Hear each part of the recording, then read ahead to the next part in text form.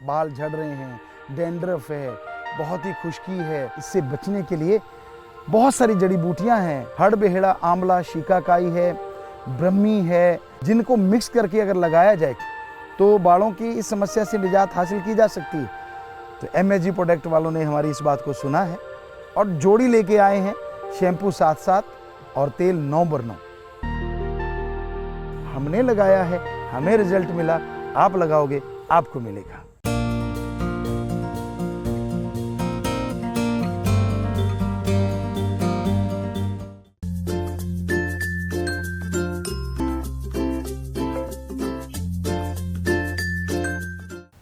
सत्संग क्यों जरूरी है और सत्संग किसे कहा जाता है?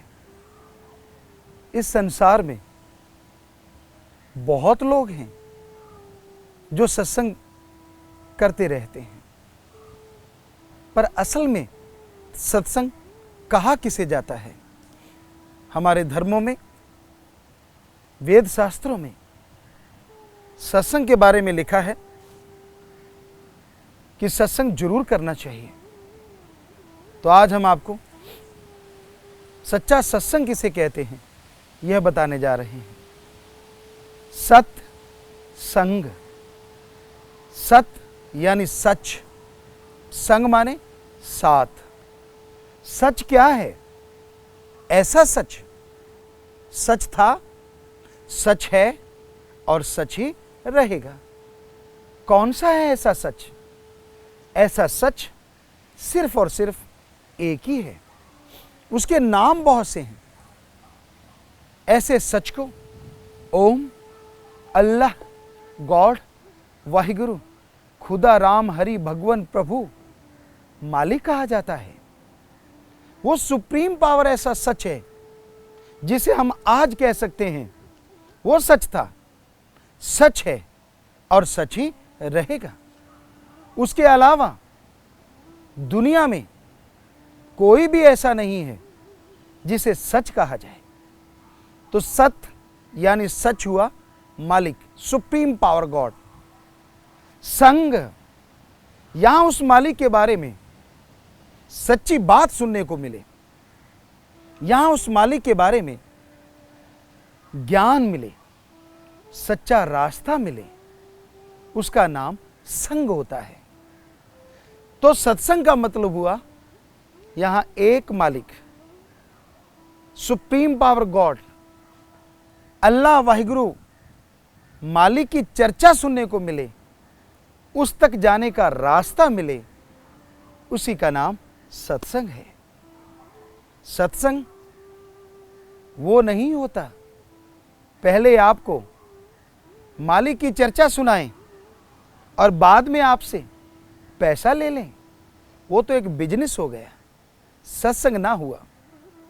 हमारे धर्मों में सत्संग का मतलब तो यही था कि लोग, आम जन अपने घर परिवार में, घर गृहस्थ में मस्त हो जाएंगे। तो ऐसे समय में भगवान अपना पैगाम देने के लिए, अपना संदेश देने के लिए संत पीर पैगंबरों को भेजेंगे और वो जगह जगह जाके लोगों को सत्संग सुनाएंगे, ओम, हरि, अल्लाह, गॉड, खुदा, रब का पैगाम सुनाएंगे। लोग उसे सुन के अमल करेंगे, वो भगवान के दर्श दीदार करेंगे और उसकी तमाम खुशियों के हकदार बन जाएंगे। पर आज के दौर में कुछ और ही चल रहा है। हर इंसान सत्संग कर रहा है, क्योंकि संत के बिना सत्संग नहीं होता। और बाहरी तौर पे संत बनने के लिए कोई डिग्री डिप्लोमा नहीं करना पड़ता, ना तो किसी को प्रमाण पत्र दिखाना पड़ता है। थोड़ा पढ़ना लिखना आ जाए, थोड़ा बोलना आ जाए, थोड़ा ज्ञान करना आ जाए, कहते हैं ये संत है, पीरो मुर्शिदे कामिल है। नहीं, सच्चे संत की भी अलग पहचान होती है। संत की क्या पहचान होती है, धर्मानुसार हम आपको बताते हैं। संत कभी किसी से डायरेक्ट इनडायरेक्ट पैसा नहीं लेते। संत सच का प्रचार करते हैं। संत खुद कर्म योगी और ज्ञान योगी होते हैं। वो मांग के नहीं खाते। मांगन मरण समान है, मत कोई मांगो भीख, मांगन से मरना भला, ये सतगुरु की रीत। संतों की रीत होती है, वो कर्म योगी होते हैं, कर्म करके खाते हैं, मांग के नहीं खाते। आज की बात नहीं है। हमारे संत पीर पैगंबर ऋषि मुनि हुए, जंगलों में रहा करते थे। वहां अल्लाह वाहिगुरु ओम हरि गॉड खुदा रब की भक्ति इबादत किया करते थे। उनके नौकर चाकर नहीं होते थे। वो जाते थे, कंद मूल तोड़ते थे और अपना भोजन कर लेते थे। ज्यादातर उनको यही जरूरत रहती थी। और वो कर्म योगी के साथ साथ ज्ञान योगी थे। और आज भी सच्चे संत की यही पहचान है, वो कर्म योगी होगा और ज्ञान योगी होगा। कर्म करके खाएगा, अपना कपड़ा लत्ता खान पान गाड़ी कुछ भी अपने कर्म से बनाएगा और लोगों को ओम हरि अल्लाह गॉड खुदा राम का मार्ग दिखाएगा। संत कभी पैसा नहीं लेते, कोई चढ़ावा नहीं लेते। संत कभी किसी का धर्म नहीं बदलते। संत जात पात ऊंच नीच का भेदभाव नहीं करते, ना करने की प्रेरणा देते हैं। संत रूहानी संत, सूफी संत जो भगवान तक आते जाते हैं, वो कभी भी किसी को बद्दुआ शराफ नहीं देते। संत जहां भी होते हैं, सबकी मांगत खैर, सबों से हमारी दोस्ती, नहीं किसी से वैर। संत जहां भी होते हैं, सबके लिए दुआ करते हैं, प्रार्थना करते हैं, आशीर्वाद के लिए प्रभु से कहते रहते हैं। वो कभी किसी का बुरा नहीं करते, वो कभी किसी का बुरा नहीं करवाते। भगवान से प्रार्थना करके सबका भला मांगते हैं, सबका भला करते हैं। तो सच्चा संत सत्संग सुनाने के बाद कभी पैसा इकट्ठा नहीं करता, क्योंकि संतों का काम भगवान के अनमोल नाम को जन जन तक पहुंचाना होता है। ईश्वर नाम अमोल है, बिन दाम बिकाए, तुलसी ये आश्चर्य है, ग्राहक कम ही आए। अनमोल नाम बिन दाम मिले, संतों के बाजार में, भाई संतों के बाजार में। ओम हरि अल्लाह गॉड खुदा रब वाहिगुरु का नाम, ईश्वर का नाम अनमोल है। आप क्या सोचते हैं 5 रुपए 10 रुपए दे के भगवान का नाम खरीद लेंगे? अरे 5-10 में तो कूड़े करकट का एक तसला नहीं आता, एक टोकरा नहीं आता। भगवान का नाम कहां से आ जाएगा? हकीकत ये है, माली का नाम अनमोल है, जो बिना दाम के मिलता है, बिना दाम के देने वाला संत होता है। वो लोगों को माली का नाम बताते हैं, सत्संग सुनाते हैं और बदले में कभी भी किसी से कुछ नहीं लिया करते। सत्संग का असर जबरदस्त होता है। वैसे तो जैसा करो संग, वैसा चढ़े रंग। संग का रंग लाजमी चढ़ता है। जैसे कहावत है, किसानों में मशहूर है, खरबूजे को देख के खरबूजा रंग पकड़ता है।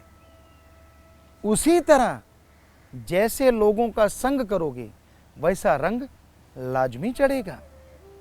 एक शेर आपको सुनाते हैं। अगर पास अग्नि के बैठोगे जाकर, तो उठोगे एक दिन कपड़े जलाकर।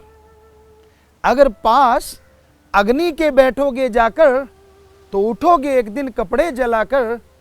अगर पास फूलों के बैठोगे जाकर, तो उठोगे कपड़ों में खुशबू बसाकर। अग्नि के पास आप बैठ जाते हैं, हवा तेज चल रही है, आपका ध्यान इधर उधर हो जाता है, आपका कपड़ा उड़ता है और आग पे लग जाता है। आग ने क्या करना है? आपके कपड़े को जला के राख कर देना है। किसी और दिन आप फूलों के ढेर के पास बैठे हैं, कपड़ा उड़ता है, फूलों के ढेर के ऊपर लग जाता है। फूलों ने क्या करना है? आपके कपड़ों में खुशबू भर देनी है। इसी तरह जीवन में अगर बुराई की सोहबत करोगे, बुराई का संग करोगे, जैसे नशेड़ियों के पास बैठना, जुआरियों के पास बैठना, निंदा चुगली करने वाले के पास बैठना, बुराई का संग आपकी तमाम खुशियों को जला के राख कर देगा। और अच्छाई का संग करोगे, जैसे नेक भले लोगों के पास बैठना, परहित परमार्थ करने वालों की चर्चा सुनना और हमेशा भली बातें करते रहना, दान पुण्य की चर्चा सुनते करते रहना, तो उससे जीवन में खुशी आती है। पर इन सब से एक अलग संग है जो हमारे सभी धर्मों में सर्वोत्तम संग माना गया, और वो संग है सत्संग। अगर सत्संग करोगे, सच्चे रूहानी संत पीर फकीर की सुनोगे, तो जीवन में खुशियां तो आएंगी आएंगी। जो आपके संचित पाप कर्म हैं वो भी कट जाएंगे। जीवन की तमाम बुराइयां, अवगुण दूर होते चले जाएंगे और आप मालिक की तमाम खुशियों के हकदार बन जाएंगे। उदाहरण बहुत हैं, जैसे कुआं जो खारा होता है उसमें लाखों मन चीनी डाल दीजिए, वो मीठा नहीं होता। काग जो होता है, कौआ, सफेद रंग पोत दीजिए, सफेद रंग पोतने से भी वो गंदगी में चोंच मारनी बंद नहीं करता। नीम का पेड़ कड़वाहट नहीं छोड़ सकता, चाहे वो चंदन के पास रहे। नमक की खान में कोई जाता है तो नमकमय होने से नहीं बच सकता, और कोयले की खान में जाने से आदमी कालिख से नहीं बच सकता। उसी तरह बुराई की सोहबत करने से आदमी बुरे कर्म करने से बाज नहीं आ सकता। एक ना एक दिन उसका मन भी बुरा काम करने को ललचा जाता है। अच्छाई के लिए उदाहरण के तौर पे समाज के गंदे नाले, बरसात का गंदा पानी, बदबूदार शराब, इन सब को अगर गंगा जी में डाल दिया जाए तो ये बदबूदार शराब या गंदा पानी नहीं कहलाते। ये सब के सब गंगा जी में मिलने पर गंगा जल बन जाते हैं। जिस तरह हंस एक अलग किस्म का होता है, वो हंस पानी में से दूध पी लेता है। उसको भगवान ने चोंच ऐसी दी है, वो पानी में रहता हुआ भी दूध पी लेता है। तो इसी तरह चंदन के पेड़ के नजदीक अगर कोई रहता है तो वो खुशबूदार हो जाता है। इसलिए भाई, अच्छाई का संग अच्छा बना देता है और बुराई का संग इंसान को बुरा बना देता है। यहां तक संभव हो अच्छाई का संग करो, भलाई का संग करो। सत्संग करने से इंसान के संचित पाप कर्म कटते हैं। सत्संग करने से एक तरह से नया जीवन मिलता है। आप अपनी खुद की बुरी आदतों से अगर परेशान हैं, अगर आप अपनी बुरी आदतों से बहुत दुखी हैं, तो सत्संग में आइए। संत पैसा नहीं लेंगे, धर्म जात मजहब नहीं छुड़ाएंगे, बल्कि संत आपको गुरु मंत्र बताएंगे, जिसके लिए कोई धर्म नहीं छोड़ना, कोई पहनावा नहीं बदलना, बल्कि सत्संग करते हुए आप गुरु मंत्र ले लेंगे और फिर आप वॉकिंग कर रहे हैं, चहलकदमी करते हैं, गाड़ी चला रहे हैं, लेटे हुए बैठे हुए हैं, सत्संग से मिले उस गुरुमंत्र का, उस नाम का, उस कलमा, मेथड ऑफ मेडिटेशन का अभ्यास कर सकते हैं। और वो किया गया अभ्यास आपके तमाम बुरे कर्मों का नाश करेगा। आपके गंदे विचार आपके काबू में आने लगेंगे, आपकी बुरी आदतें बदलती जाएंगी। आदमी की बुरी आदत अपने आप नहीं बदलती। चोर जुआरी क्या बदलेंगे तो माया के मजदूर। अरे चोर जुआरी क्या बदलेंगे, ये तो माया के मजदूर। मना रे तेरी आदत ने, कोई बदलेगा हरिजन सूर। कबीर साहब जी के ये वचन है। चोर जुआरी आदतों को नहीं बदल सकते। एक तो वो चोर होते हैं, ठग डाकू, शरेआम या चुपके चुपके लोगों का माल हड़प जाते हैं, जबरदस्ती हड़प जाते हैं। पर आज संसार में बहुत से ठग चोर डाकू ऐसे हैं जो हंसते हुए आपकी जेब साफ कर देते हैं, मीठा बोलते हुए आपका बहुत घात कर देते हैं। ठगी, बेईमानी, भ्रष्टाचार, रिश्वतखोरी जो करते हैं वो भी तो ठग हैं, वो भी तो चोर हैं, वो भी जुआरी हैं। वो आदतें नहीं बदल सकते। उनके दिलो दिमाग में हमेशा एक बात रहती है, लोभ, लालच। हाँ, कोई सत्संग सुने, प्रभु के नाम से जुड़े, वो योद्धा, वो शूरवीर, वो बहादुर आदतें बदल सकता है। तो आप अगर अपनी आदतें बदल लेते हैं, अगर विचार आपके काबू में हैं, तो आपसे सुखी कोई दूसरा हो ही नहीं सकता। क्योंकि आदत बदलना बहुत बहुत बड़ी बात है। जिनके विचार अपने काबू में होते हैं, जरा सोचिए वो कितने सुखी रहेंगे। एड्स, काढ़ा पी लिया, बहुत सी बीमारियां ऑटोमेटिकली उनको नहीं होंगी, क्योंकि उनके विचार अपने काबू में हैं। और विचारों को काबू करने के लिए सत्संग से बढ़ के कोई दूसरा रास्ता नहीं हो सकता। सत्संग एक स्कूल है, सत्संग एक कॉलेज है। यहाँ रूहानियत की, सूफियत की, असलियत की, अमलियत की बात सुनाई जाती है।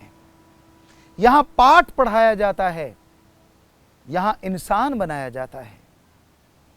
और फैक्ट्रीज होती हैं, वहाँ तरह तरह की गाड़ियाँ बनती हैं, कहीं कपड़ा लत्ता बनता है,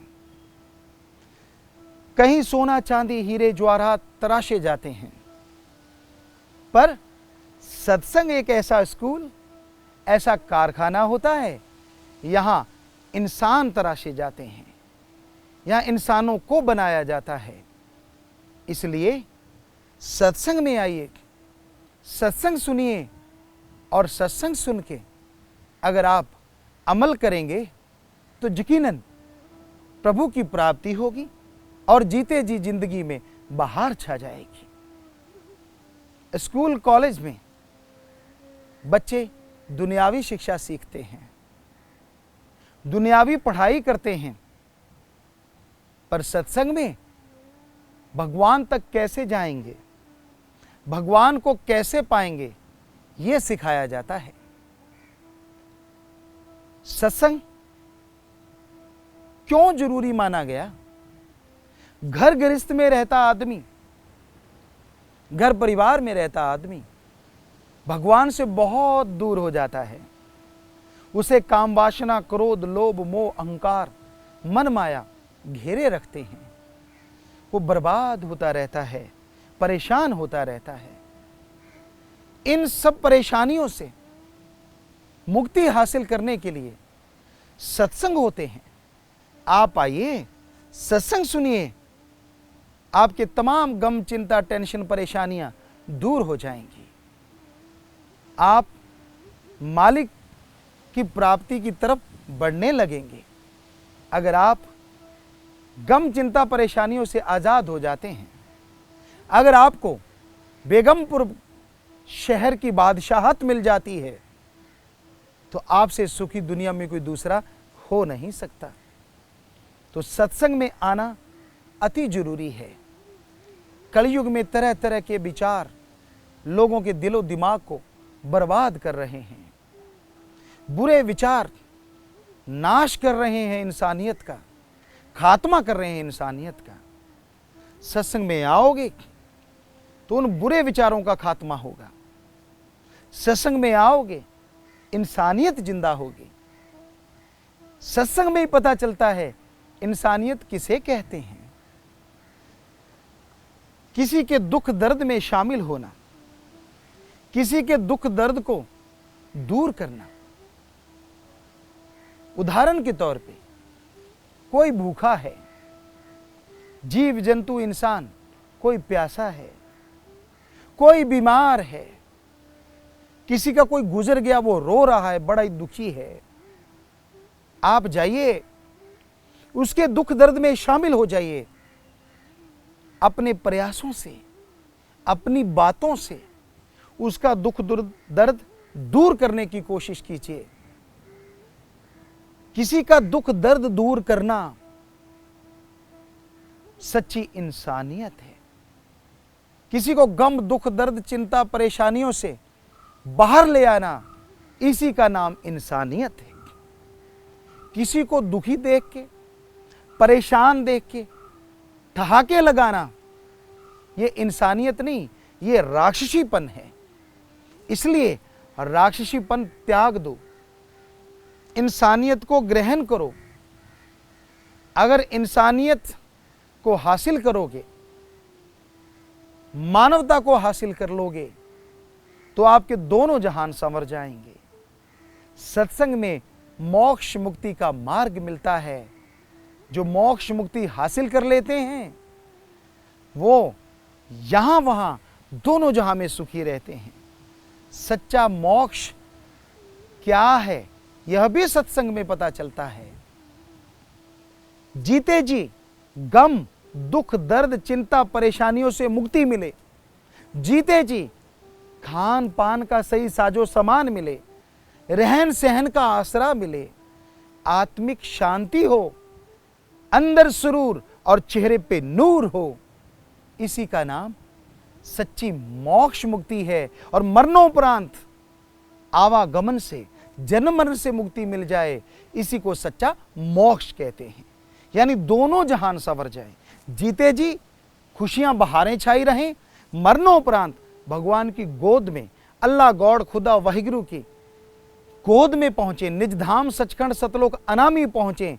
यहाँ परमानंद है, यहाँ लज्जतें हैं, यहाँ खुशियां हैं, यहाँ आनंद हैं। तो आइए सत्संग में आइए, सुनिए और अमल कमाइए। सत्संग सुन के उसको मान लोगे तो दोनों जहान की खुशियां इसी धरा पे हासिल जरूर कर लोगे।